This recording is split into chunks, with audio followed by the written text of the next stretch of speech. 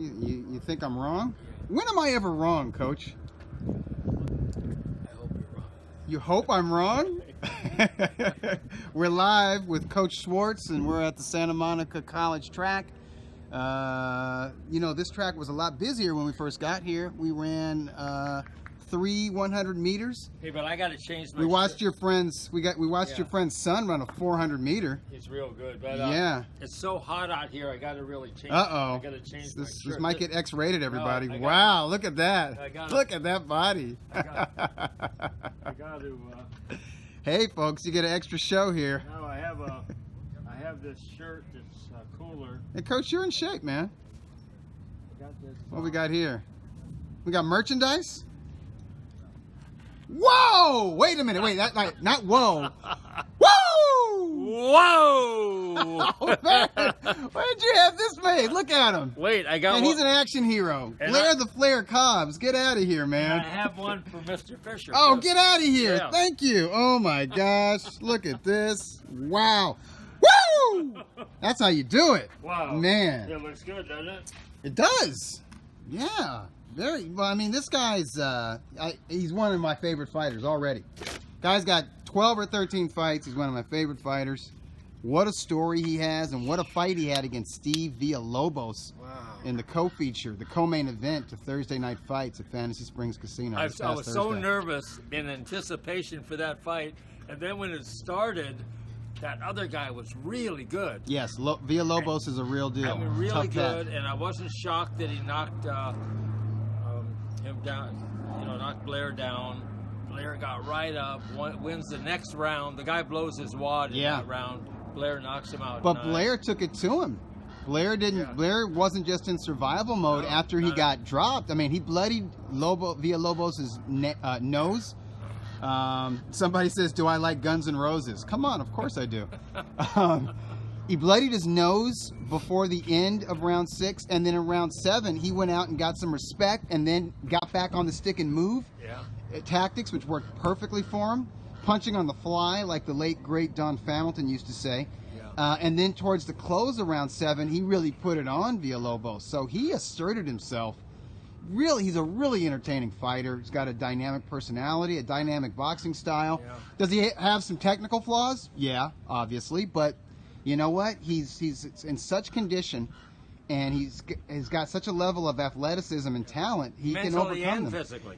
That's a good point. Mentally, he's dialed in. And he closed the show. That's what you want to see, a young prospect when he's really in tough. And he's facing adversity. You want to see them survive, but not just survive, thrive. And he did it, man. Wow. That was a good show. And congratulations to Luis Feliciano, who won the main event against a fellow unbeaten prospect, Gennaro Gomez. That was a good fight. Feliciano was in control for most of that fight, and both of those guys got a bright future. But it was a good, fun show, was it not? It was really good. So people, if you have any questions or anything to say about the Sergey Kovalev stopping Anthony Yard, or the DAZN show headlined by Juan Francisco Estrada, if you watch the PBC show, chime in. I'm happy to comment on whatever you bring up, and as his coach. But I know your fighter of the past week and weekend was Blair Cobbs, because I know he was mine, right? Of the whole year. No, I was so excited, but he was so good. He came through. The other guy is really good. Oh, Villalobos will come back. I've heard about him for a long time, just from the gyms. Yeah, just from the gyms out here. I mean, it was more that he just sort of, he couldn't go any further. Yeah, he needs some head movement. He's kind of a plodding dude, but he's got naturally heavy hands. He's very durable, physically strong, obviously. Just needs to tighten up on his technique a little bit, target the body a little bit more, and he's got good guys around him. So shouts out to Antonio Diaz, who worked the corner of Steve Villalobos, and shouts out to Bones Adams, my man, the former WBA junior featherweight champ, and Brandon Woods from Springfield, Missouri. Shouts out to the 417, because they did a great job with Blair, and especially between rounds. After Blair got knocked down, they were calm, cool, and collected in the corner, and that's really important. So And he was. These guys have good. They've got good teams around them. Yeah, and Blair's got a lot of good advisors and stuff like that, his management, and I know those folks, and they know boxing really well. So he's in good hands. Blair beat that guy. Tony Brackham says, I thought Cobbs was done in the 6th. I had faith. I had faith in the player. But that was a real knockdown. Of course, and he was hurt, and he got up real quick, and his legs weren't under him, but he's in such condition, and he has such self-belief. He's able to move and fire back with authority. He still had his speed. Man, his speed He has a lot of speed. Yeah, his speed is something else, man. He's just like charged with electricity. Speaking of and it's in that Sideshow Bob hair, man. it's awesome. No, and he looks just like your brother. He does. He looks like a young Scott Fisher, man. Yeah, I gotta find some pictures of Scott so when he had the speaking pro. of cornerman, what about Buddy McGirt? Oh, yeah. That's Buddy McGirt's doing a great job with Sergey Kovalev. I know you favored Yard going into this fight. Yeah, I did. And I'm a Kovalev believer, but you still need a good level head in the corner to remind you to stick to the basics when you have basics like Kovalev, and his balance is good, and his jab to me is not just world class, it's elite. It's one of the best jabs in boxing. It's really all he needs. So I'm glad that Buddy McGirt's got him sticking to that jab. Yeah, but how about the comeback Buddy McGirt made? Yeah, I mean, he was real. You know, when yeah, like after his runs with Gotti and Antonio Tarver. Yeah, when right. Tarver won that fight, yeah. McGirt sort of went downhill for a few years. Yeah, for a while he was just like a hired gun too. He would just kind of go on there, here and there, and yeah. And then when Kovalev went with him, I thought, what a joke this is. Wow, and it's not. It worked. Buddy McGirt is really good, and I say he won the fight for him. Well, without him, he wouldn't have won. Well, no one wants to give Kovalev credit, but I'll give Kovalev credit, and I don't think he's as mentally fragile as people say he is, particularly commentators. I think he's better than boxing Twitter gave him credit for, because all boxing Twitter would say is, oh, Canelo's going to eat this guy alive and this and that. I'm like, Canelo's awesome. Canelo is a pound-for-pound level fighter. I have a lot of respect for Canelo. Canelo's not as big and strong as Anthony Yard, and Anthony Yard wasn't some one-dimensional slugger in there. And Kovalev broke him down and survived a rough patch in round 8, and that says something. And I don't know if Canelo is going to be as durable as Anthony Yard, or definitely as much a physical threat as Anthony Yard was. Now, Canelo, a much more complete fighter, an experienced veteran. Canelo's more experienced than Kovalev, so he's got that going for him. And Canelo's not as easy to hit as Yard was, so obviously he's got that going for him. But and his condition. In no way will a Kovalev fight be a walk in the park for Canelo. And I just want to tell boxing Twitter to chill out with all that, but whatever. Well, everybody's a genius. Everybody's an expert. I so it's all good. respectfully disagree. Okay. I don't give Kovalev a chance. Wow. And but he did. He showed me a lot. Yeah. The other guy should have gone to the. Canelo's going to go to the body a lot more. He should, as well. He should. Right. Canelo's going to slip the jab and counter. Find opportunities around the jab. By the way, Samir says you're the man, Coach. Thanks. And be able to, What's up, Samir? Canelo's going to be able to pace himself better. Yeah. Hey, Samir, are you coming to New York? Yeah, that's a good question. We don't know. So, Dougie is yeah, what's up, being Samir? inducted into the West Coast Hall of Fame. And we're not sure if it's this October 4th or a year. I think it's 2020. Arbor said Crusher did an amazing job keeping Yard at the end of his punches. He did. And he did. No, the Crusher, He acquitted himself like a world-class light heavyweight should against a guy who is dangerous but inexperienced. What do you think about no sparring? Part of me likes it because this generation of boxers, I think the majority of their neurological damage comes from sparring because they don't fight often. Back in the day, fighters didn't spar that much. If you're like James Toney, right, early in his career, and you're fighting 10 to 13 times a year, you don't need to spar.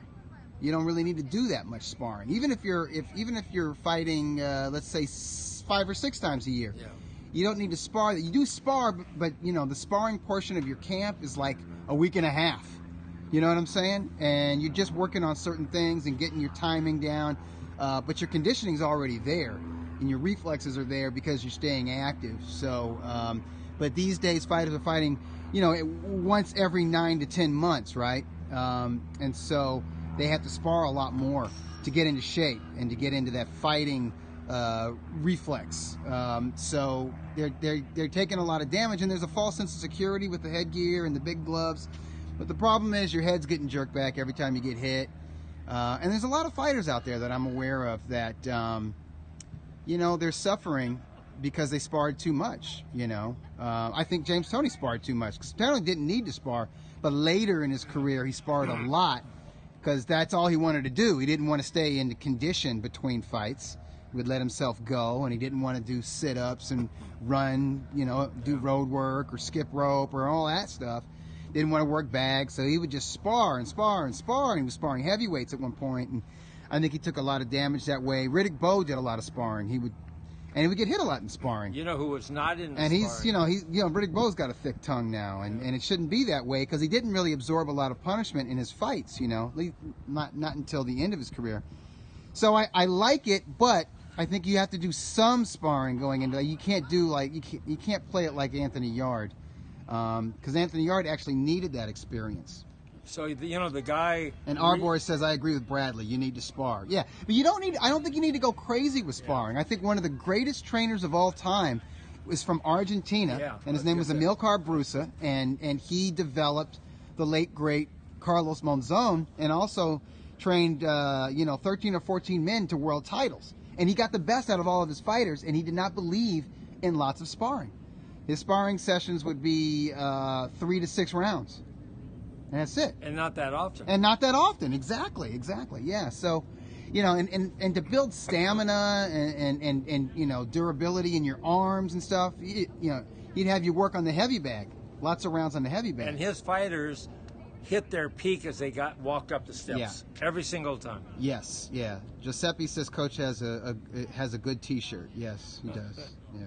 We'll be selling these. We got to work out a deal with Blair, of course. Bones Adams gets 10%. Alex Vargas, 1203 asks, where is Tom? Tom's in Germany. He was in New York for the announcement of Triple G versus Derevyanchenko, which is a good fight. Yeah. And also at that press conference was sort of the announcement of Triple G Promotions partnering up with Eddie Hearn's Matchroom USA, which is a good. Oh, Samir corrects you. He's in Austria. Tom's in Austria. Oh, I'm sorry. Tom's a damn jet setter, though. Wow. Yeah, what a life. Yeah, he should have like a reality series, really. But what do you think of that? The partnership with Triple G Promotions and Eddie Hearn, Matchroom. I think it's a good move. Considering that Triple G is going to become a promoter. Yes. And he's from Europe. Right. I think makes sense, and I do like Eddie Hearn a lot. Yeah.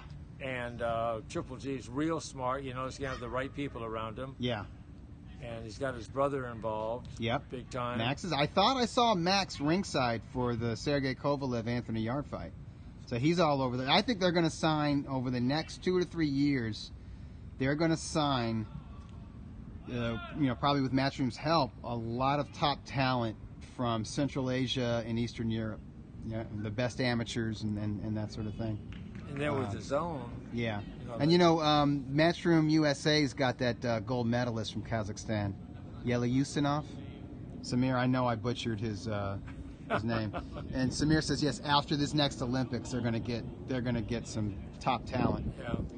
So watch out for Triple G Promotions. Triple G, he's serious. Like he said, this is serious. No, this is very serious. He respects box, man. Yeah. Can Cobbs really compete with top 10 guys at his weight? Not right now. No, not right now. Or maybe never. Maybe, yeah. I don't know how high his ceiling is. He's 29 years old. He's a very well-preserved 29 years old, but he only has 13 fights. I think he's 12-0-1 now. And he hasn't with 8 fought knockouts. Easy guys so far. No, this year alone, he beat Ferdinand Korobian. It was really good. He beat that Redmond dude out of Houston, who was a 2-time really Golden Gloves champ out of there. It was good, solid cat, and then he beat Steve Villalobos, who was a solid cat. Yeah, unbeaten guy. So he's willing to challenge himself. He's grown a lot just in those 3 fights. He will probably grow more, but it's still getting kind of a late start there. He does have some flaws. Welterweight division is deep and talented. He's not ready for top 10 contenders yet. Cobbs versus Ceballos. Woo! I don't know. No. So Ceballos No. has got the extensive amateur background.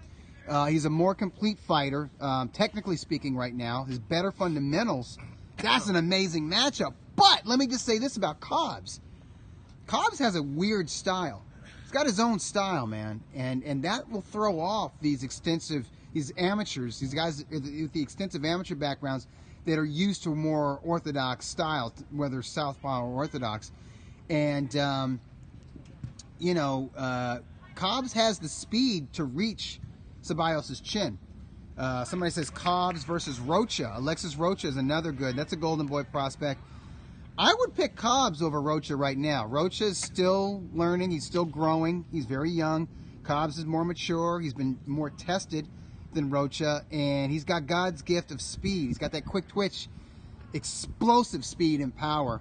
And I think his confidence right now is sky high. I would favor Cobbs against Rocha. If they were to fight this year, I think Rocha, that could change next year. Dougie, are you broadcasting this Friday from Pasadena? Yes, I will be, along with the coach, Jonathan Coachman, and the Thursday Night Fights crew, which includes Beto Duran. So look for us there if you're going to be in Pasadena. Don't be a stranger. Say what's up. Come out to that show. Ferdinand Korobian, who I mentioned, is in the main event against Oscar Molina. That's a really good main event. The matchmaking is really good for the Thursday Night Fight Series, and this special show on August 30 is free to the public. So, I mean, if you're in Pasadena, come on. That's a great way to spend the evening. So is Cobb a Golden Boy fighter? Yes, he is.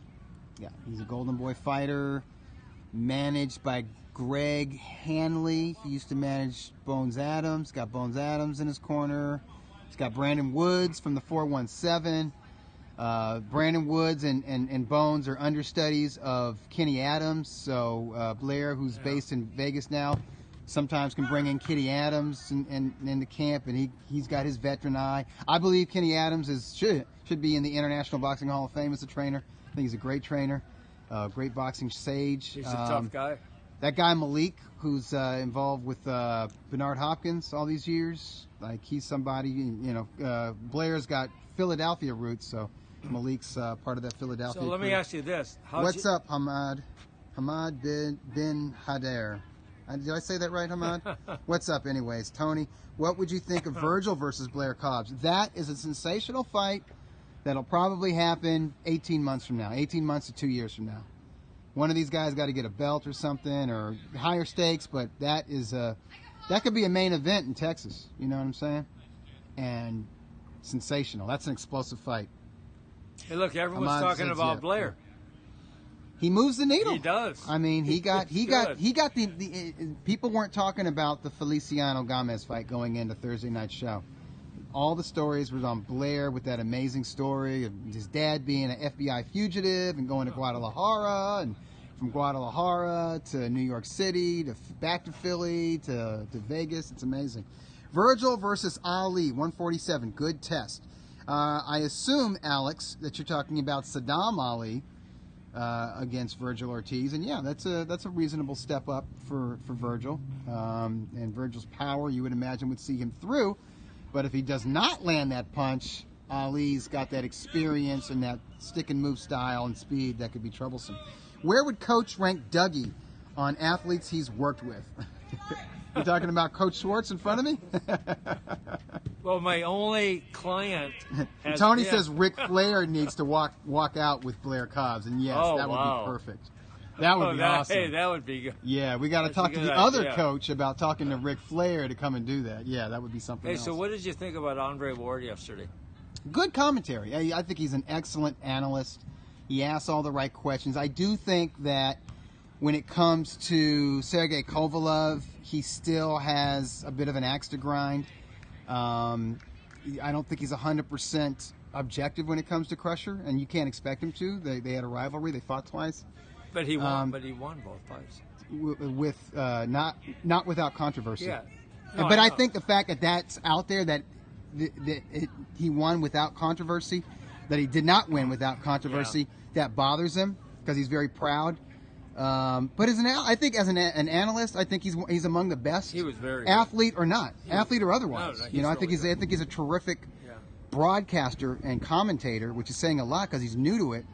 But I think with Kovalev, and we saw it with HBO, and we see it now with ESPN, I think they overanalyze his technique, and they over-psychoanalyze. And, I mean, listen, that's part of commentary. You wonder what's going on in a guy's head. That's fine. But I think they overdo it, and I think it takes away from the enjoyment of the fight. That's my opinion. So let me ask you this about Andre Ward. Yeah. Do you think he thinks he won the first fight against Kovalev? I'll answer it for you. I'll answer it. What? He knows he lost. Yeah. He's positive and he's not fooling himself. Right. It's not like Tim Bradley when he got that decision against Pacquiao. Yeah. He really believes he won, and he's. Right. I mean, went crazy on that. He did, yeah. I mean, they're different, but that shows you the difference between Bradley and Ward. Both guys, upstanding gentlemen, right outside of the ring. Totally. Family men. Very smart guys, Yeah, Bradley was good yesterday, and terrific boxers, amazing competitors. But Bradley he's emotional by nature. He's passionate and he can't control it. And Andre, you don't know what Andre's feeling. That's good. Because he's in 100% control. And I'll put it to you like this. If you're standing behind Andre Ward in line to a 7-Eleven, and Andre Ward just on a whim decided to buy a lottery ticket, and he scratches off a $100 million lottery ticket, and he won, you wouldn't know that he won. He would just look at it and calmly put it in his pocket and walk out the door. If Tim Bradley bought a lottery ticket for $100 and won, he's going to be, woo! He's going to be like Bear Claus. He's going to be jumping up and down. You're going to know that he won. However much money he won. Because he can't hold it back. And that's okay. That's the difference between those two brothers. But I think the combination works a lot, but sometimes it's a little much. Sometimes they both have the same point to make, and it's just a little bit much. But so, whatever. No, Tim It's Bradley different. It's interesting. They have two boxers. Usually, you don't have two boxers in a broadcast booth. It's like one boxer. You know what I'm saying? So this is a little bit different, and maybe it takes some getting used to. I thought for a certain period in it, they really meshed and talking about, when Yardy, when he moves his hand this way, you could do this. Oh, yeah. That. They understand it inside out. It was good. They understand the technique and why a fighter's doing what a fighter's doing or why a fighter can't do what he should be doing. Like, they know all that stuff. No, they're great. They're great. And they get to work with terrific broadcasters like Bernardo Osuna and Joe Tessitore. Oh, wow. Yeah, I mean, those guys will make anybody look good. Yeah. So, we want to keep this as short as we can. Oh, right. Jeez. I have a few. What's up, Fat Sinatra? What's up, that one chicks? I have a few. Coach's thoughts on Loma versus Campbell Saturday. Well, Lomo's so great, but Campbell's very good. He is, isn't he? That's a good fight. So, I can't see Lomo losing. I think it's a difficult fight for Loma, just technically speaking. Yeah, but I can't see him losing. But Fat Sinatra says, "Hey, Doug and Coach." Fat Sinatra, is that you in the avatar? Because it's small here, and I was thinking you look like Eddie Reynoso. Hey, just one thing I keep forgetting. Yeah. What you have to do. The best website going is the Ringside Boxing Show with Dennis Taylor. He puts today's headlines and he outlines these stories, and if you just go to it, he has like about maybe 8 or 10 that you just go to and then you read the stories. It's really good. Did he have any story on Blair Cobbs? Did he have any of those stories linked? He did have stories on Blair Cobbs, but he has stories. But he really does this. He really works hard at it. It's really good. And I go to it a couple times a day, and he changes them around, and it's a work of love, but he's really good. He's really smart.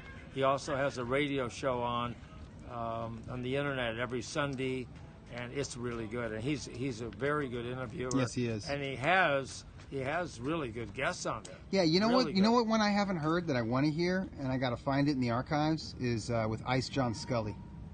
That was a few years ago. Yeah. I want to find that. No, you can find them, but he has good ones. So, all right, you want to take? I have a few. Yeah. All right. So one thing we did not talk about last week. Oh man, we did not talk. I'm going to change. I have my reading glasses. Oh, really? So we did not talk about Jose Napoles. He passed away. I know. Yeah. Wow. What a great fighter. So he. I saw him fight live a few times. Yeah. I used to have VHS tapes of almost all of his championship bouts. And I used to go watch him train when he was here. Yeah. And I think I talked about what a treat. Was that at the Main Street Gym? No, it wasn't. Where would he go? It was by 6th Street in Alvarado. Okay. In an old Elks building, this huge, gotcha, really old school, beautiful Art Deco building. Yeah. And so they had. He would train there. It was really. It was just exciting. So exciting. By the way, folks, the vintage Ring Magazine Muhammad Ali covers are available at the Super Rare website. Just go to Super Rare. I think it's Super Rare Fight Shop or superrareshop.com.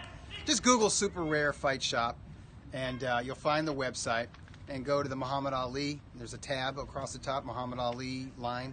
And you can find the Ring Magazine, the vintage shirts. We have 3 covers. This one is from 1970.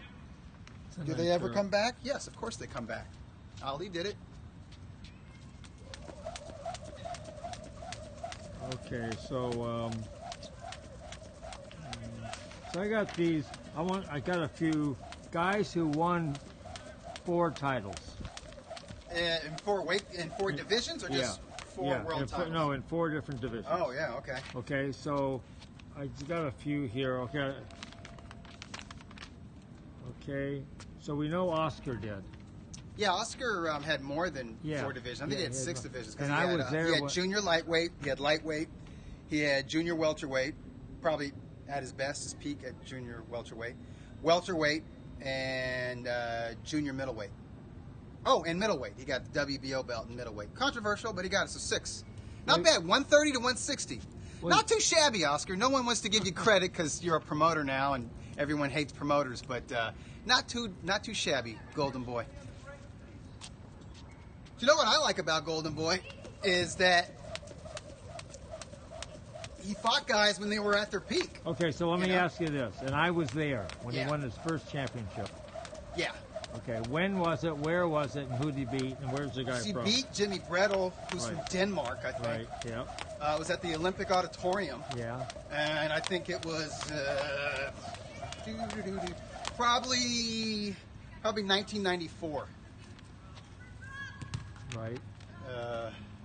Probably early in the year, right? Yeah, right.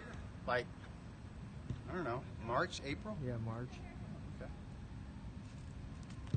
It was on HBO. That's not bad. It was on HBO. Okay. I could have gone. I watched it on TV though. I should have gone because James Toney was in the co-feature. Right, and he was pissed off too. Yeah, he was. He was pissed. He didn't like being second fiddle to this skinny kid. And how was that fight? Tell me. That was wild. Wasn't that Tim Littles? Yeah.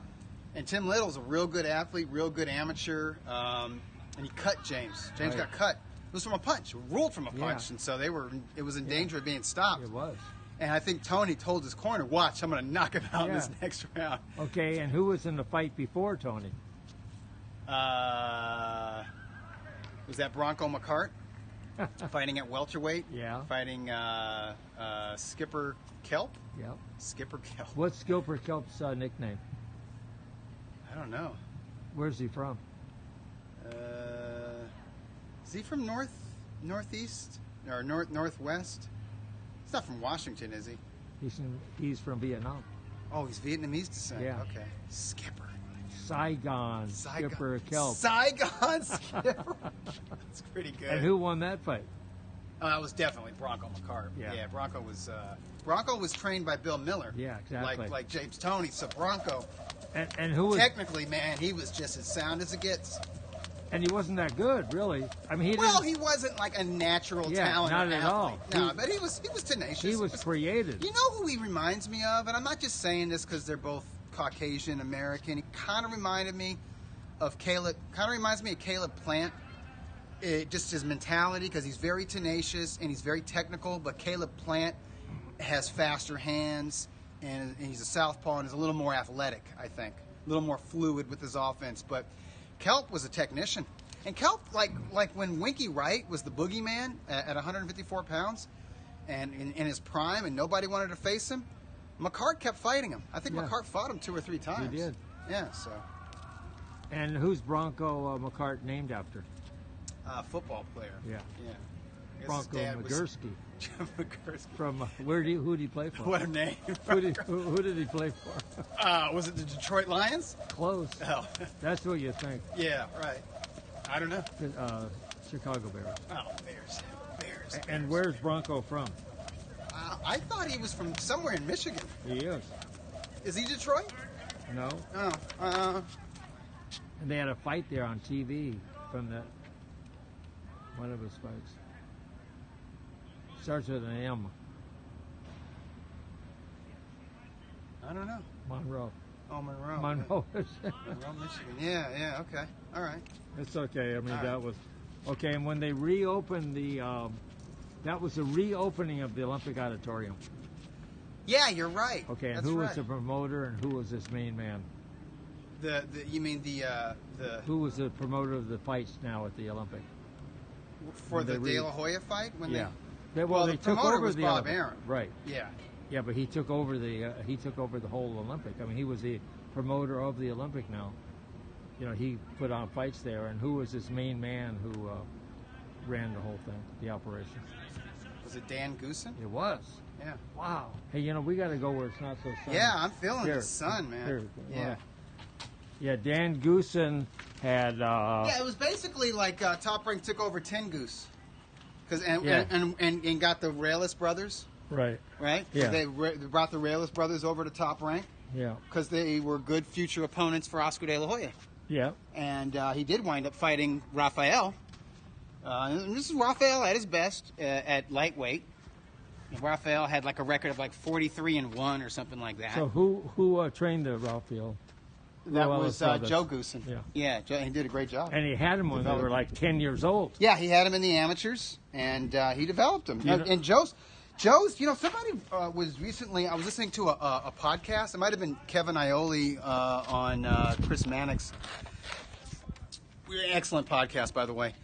And he was asking who would be a good trainer for Lennox Lewis. And I've heard this question asked on other podcasts. And not Lennox Lewis, a good trainer for Joshua. Anthony Joshua, or someone to come in and help out Robert McCracken. And I think Joe Goosen would be perfect. I think Goosen is good with heavyweights, and he's a versatile trainer in that he's proven that he can develop guys from kids into world champions, because he did that with the Rayless brothers.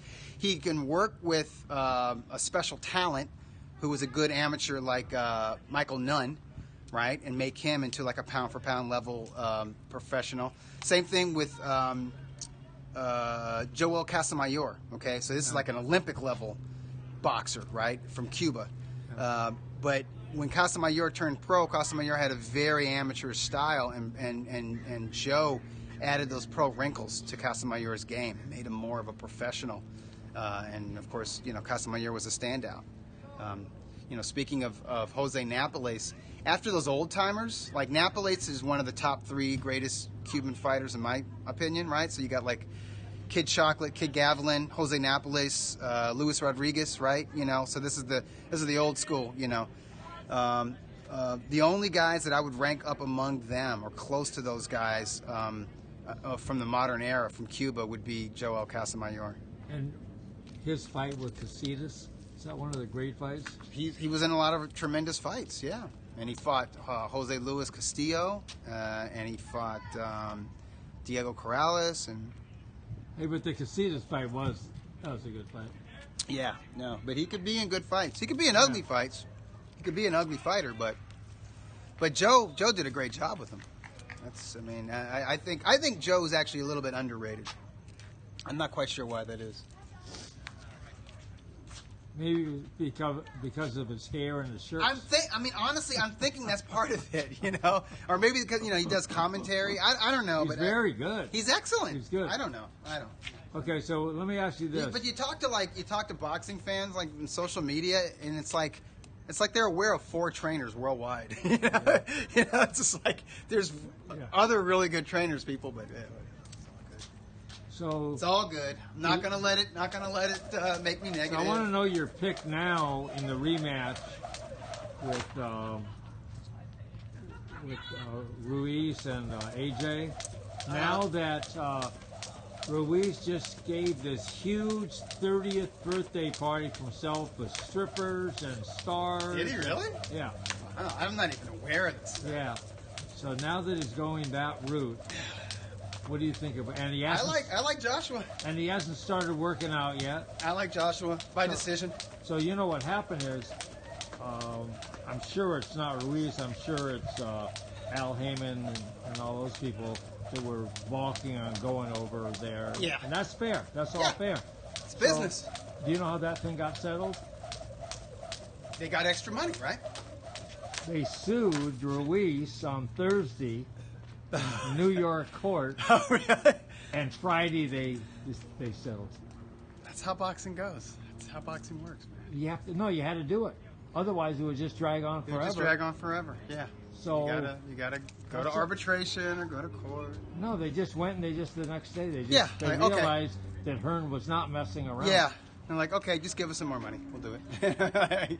Well, I'm sure they got it. There's so They much did. money in that. Also, it's huge for the zone, It's huge. Of course it is. and yeah. it's going to be, it's going to be a prime time in the U.S. for sure. Oh, okay. It's not going to be like yesterday, Yeah. Yeah.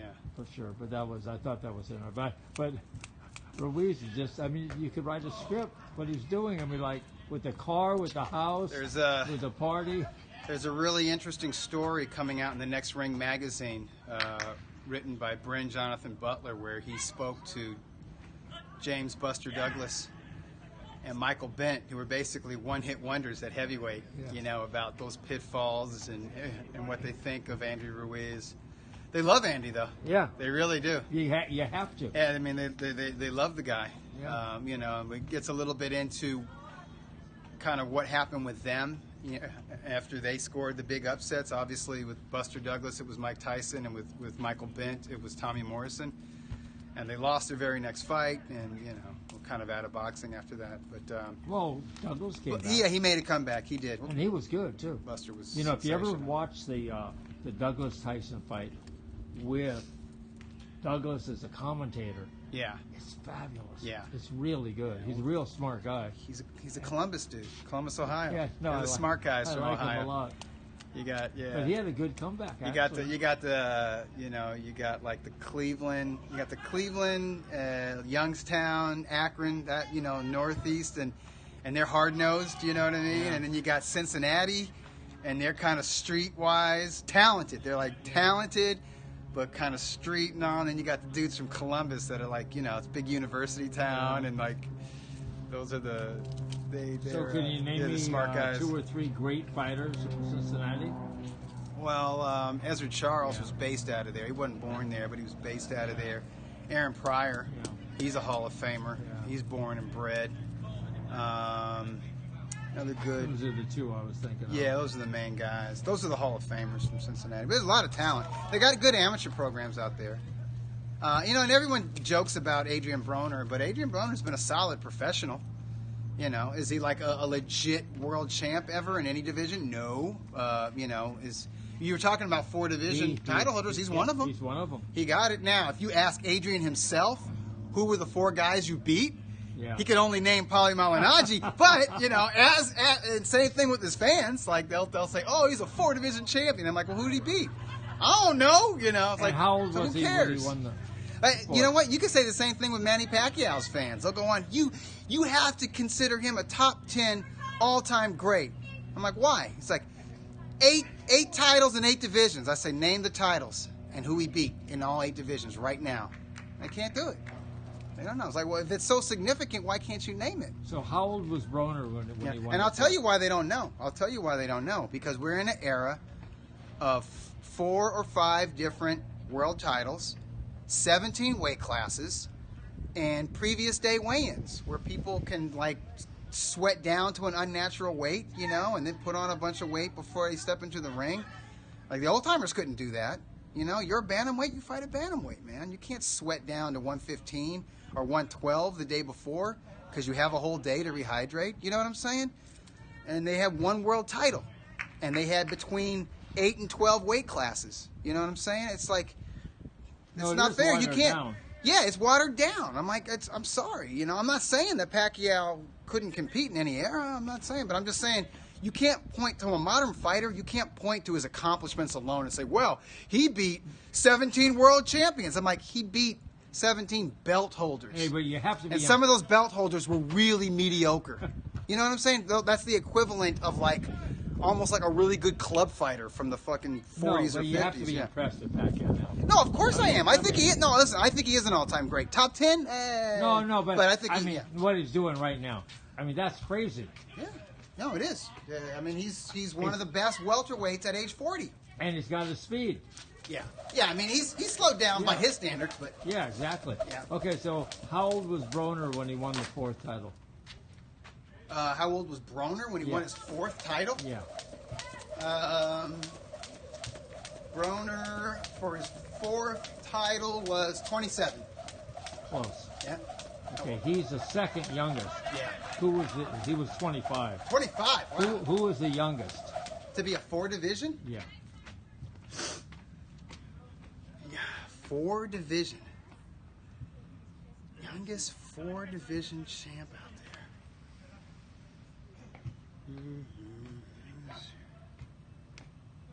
You know him personally. Really? Yeah. In fact, you work with him. I did? You work with him now. A 4 division? Yeah. Oh, is it Oscar De La Hoya? Yeah. Yeah, so his 4th title would have been the welterweight title against Pernell Whitaker? I guess so. And that was in 1997. So what was he, 24 years old? Yeah, exactly. Wow. Oscar. That's good. No one gives him credit for that. All they say is, oh, Pernell won that fight. Anyway, Dougie, Yeah. you're going to have a great week. Yeah, totally. I mean, like perfect. Perfect? Yes. Yeah. Perfect. You're going to be happy. It's gonna be great. You're going to be happy every day? I am. Yeah, that's good. 100%. Right. Did I tell you I got 100% on my traffic school exam? I'm real proud of that. I didn't think I would. I got that.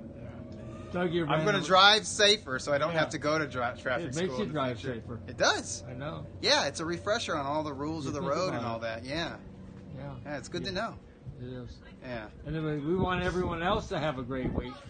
Be happy. Be positive. Drive patient. Drive relaxed. Just be- Drive graciously, you know. Oh, here's someone asking, does Derevyanchenko have a chance against Triple G? Sly, I would consider him a live dog because, you know, Triple G's getting up there. Yeah, you never know. And it gets if it gets into a dog fight, Yeah. maybe Derevyanchenko can chop him up. But Derevyanchenko, even though he only has like 13 or 14 pro fights, you look at that face. Yeah. Hey, look at pictures of Derevyanchenko, man. A lot of wear and tear from his amateur career.